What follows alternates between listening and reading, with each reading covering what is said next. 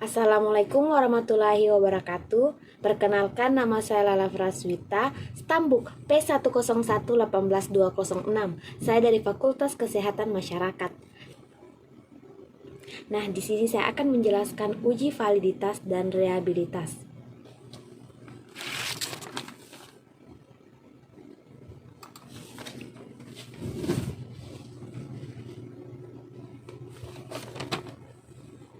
Yang pertama kita lakukan adalah mengisi data SPSS dari data yang didapat dari kuesioner. Kemudian, yang terdahulu diisi di SPSS adalah variabel view. Kemudian, data view. Nah, selanjutnya untuk uji validitas yang pertama adalah klik analyze, terus correlate, bivariate. Item di sebelah kiri semua dipindahkan ke item sebelah kanan. Centang person, to toilet, dan flag significant correlation. Terus oke.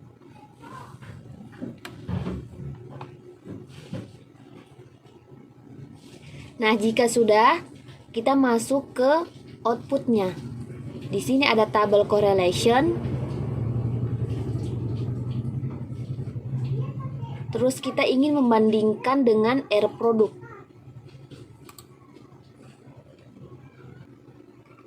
Nah, yang valid itu di correlation adalah hanya ada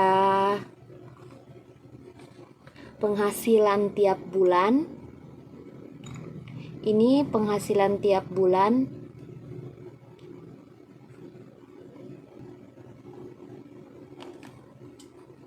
Dengan angka 0,660. Kemudian ada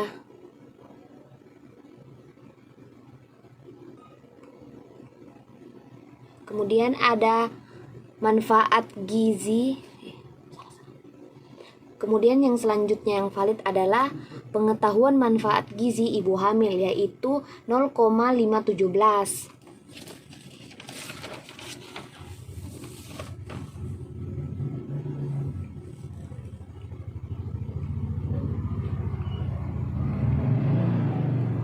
Kemudian ada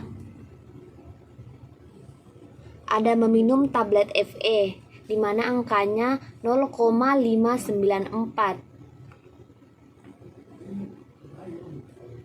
Yang selanjutnya ada rutin memeriksakan kehamilan, yaitu angkanya 0,620.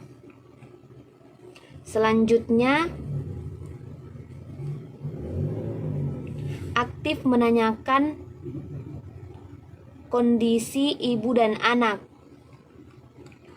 0,0754.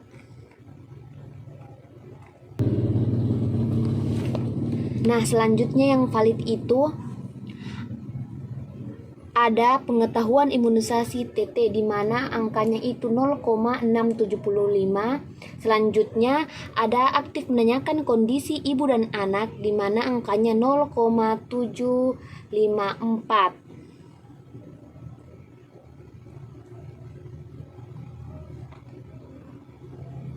Yang selanjutnya itu yang valid pendapatan yang tetap, di mana angkanya 0,560. Yang selanjutnya mempunyai tabungan di angka 0,517.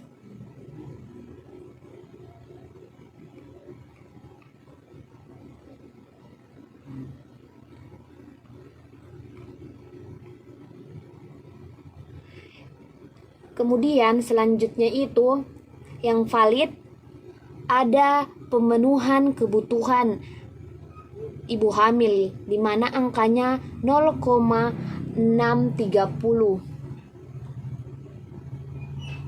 Yang selanjutnya atau yang terakhir yang valid di sini adalah pemeriksaan rutin dengan angka 0,594. Nah, mengapa yang lain tidak valid? Karena dibawa dari nilai T atau nilai R produk yang sudah ditetapkan, di mana tadi itu ada 0,468.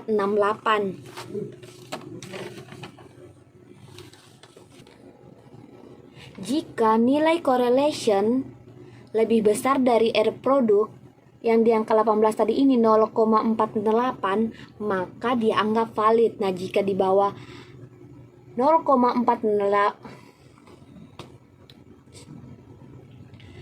jika correlation lebih besar dari R produk, di mana R produknya tadi itu 0,468, berarti dianggap valid. Nah, ketika R produk lebih besar dari correlation, maka dianggap tidak valid. Kemudian selanjutnya, jika dilihat dari taraf signifikan yang telah kita tentukan, di sini taraf signifikan yang telah kita tentukan ada yang 5% atau 1% atau bahkan ada yang 10%.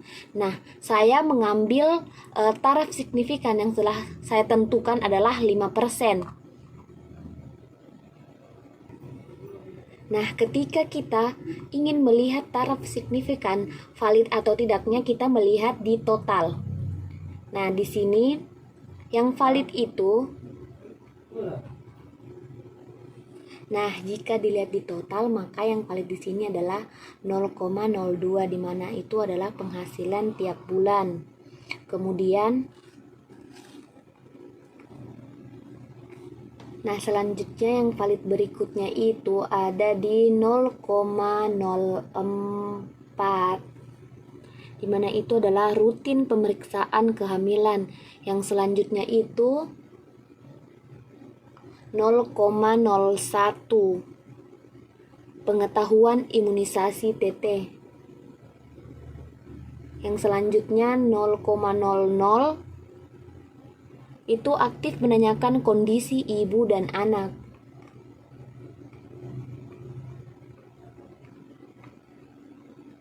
Yang selanjutnya itu,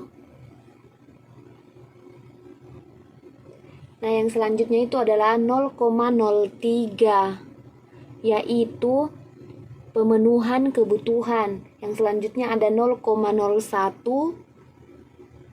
pendapatan cukup untuk biaya pemeriksaan kehamilan.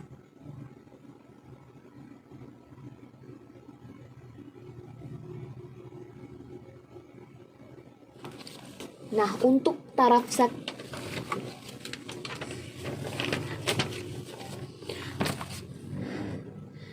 kemudian untuk taraf signifikan yang valid itu hanya beberapa saja. Kenapa dikatakan dia valid atau tidaknya? Karena jika di bawah dari alfa yang telah kita tentukan, kemudian mengapa hanya beberapa yang valid dan tidak valid? Di taraf signifikan itu caranya dengan membandingkan 0,05 dengan 2 sig, yaitu di totalnya dilihat. Nah, mengapa di taraf signifikan dapat kita ketahui valid atau tidaknya dilihat di correlation, di paling akhir di total di Pearson correlation, yaitu sig 2 tail di bawah Pearson correlation. Jika dia di bawah 0,05 berarti dikatakan valid. Nah, ketika dia di atas dari 0,05 berarti dia tidak valid. Nah, itulah tadi penjelasan dari uji validitas. Sekarang kita masuk ke uji reliable. Yang pertama itu click analyze, kemudian scale, reliability analyze.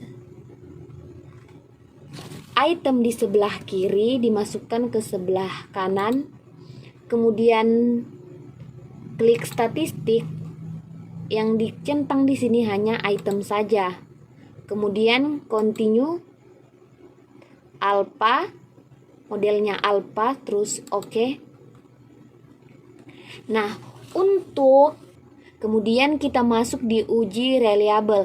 Nah, di sini kita fokus ke Cronbach alpha. Jika di Cronbach alpha itu lebih besar dari 0,06 berarti dinyatakan valid. Mengapa lebih besar dari 0,06? 0,06 itu adalah ketetapan, berarti di sini Cronbach alpanya 0,608, berarti ini valid karena di atas dari 0,06. Jika Cronbach alpanya di bawah dari 0,06 berarti dikatakan tidak valid, berapapun data atau sampelnya. Baik, sekian dari penjelasan saya. Wabillahi taufiq wal hidayah. Wassalamualaikum warahmatullahi wabarakatuh.